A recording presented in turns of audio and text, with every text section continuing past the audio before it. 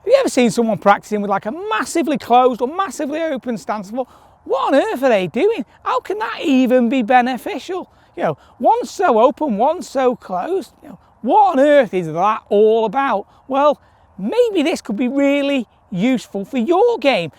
Keep watching and let's find out which one can help benefit your game.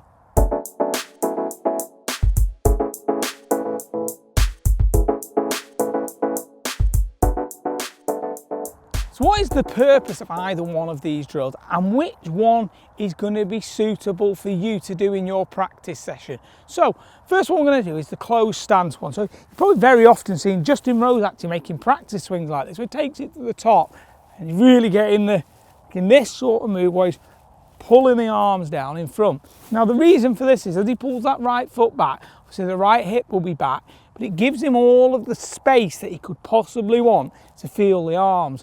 Now, if he was in this position, okay, making that same movement with the hips going, okay, then the arms can get trapped. But we're doing it this way, gives this ability to get the arms down in front of the body. So hitting balls like this has got 2 or 3 real great benefits.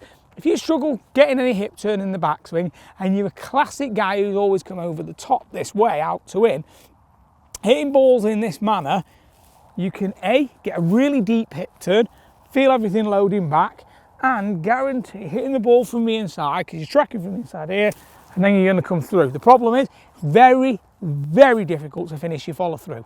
So the one downside to it is if you are an over the top guy, you might get a bit flicky with the hands because it's almost impossible to rotate through, and you might tend to lose a little bit of balance. So it means you will get very handsy through the ball. That's the downside to fixing the over top with it. So I'm not a huge fan of it for that, but I am a fan of just doing short follow throughs with it, i.e. hitting the shot like this and stopping here. Because I've not overtook as much with the hands flipping. Still, you worked a bit too much. So that's the downside of it. The great thing though, if you get trapped on the way down, i.e. your arms are stuck behind you, this is fantastic, because what it does is it gives you all of this room in here to feel your arms coming down. That's why Justin Rose likes it so much. It gives him the ability to get his arms down in front of his body. So you can get that feeling of that arm moving away and the arms having lots of space. Then you replicate that feeling from a square stance, arms are now down and in front. So that's the reason it's a great drill to feel for the guy who's trapped. Hitting balls, great for the guy who struggles out to win, but don't do it all the time because you'll put other faults into your game. It's just a great way to give you an instant feeling of where the club tracks from. Now, exact opposite, we're talking massively open. Why would you do massively open? You might be wondering. Well, this is going to give you the ability to open up through the ball. If you're a guy who's really stuck at impact like this, it gives you the ability to open up massively through the ball.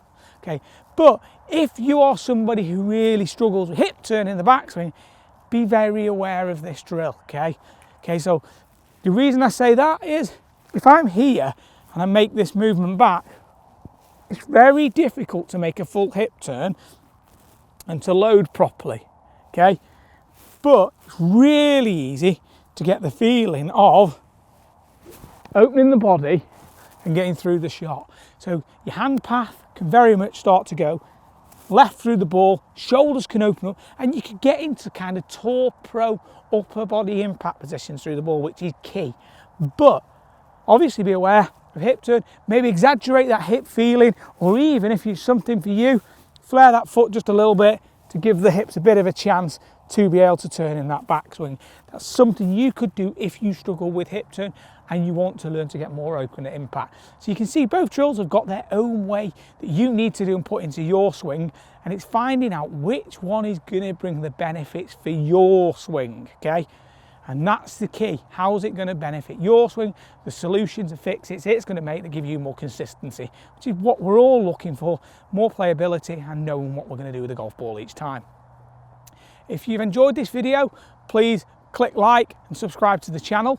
Any videos you'd like to see going forward, elements that you're unsure of, drills you've seen that you want to know why they'd be useful and how you can apply them to your game, comment below and we'll make sure that we get those on the channel for you guys to look at.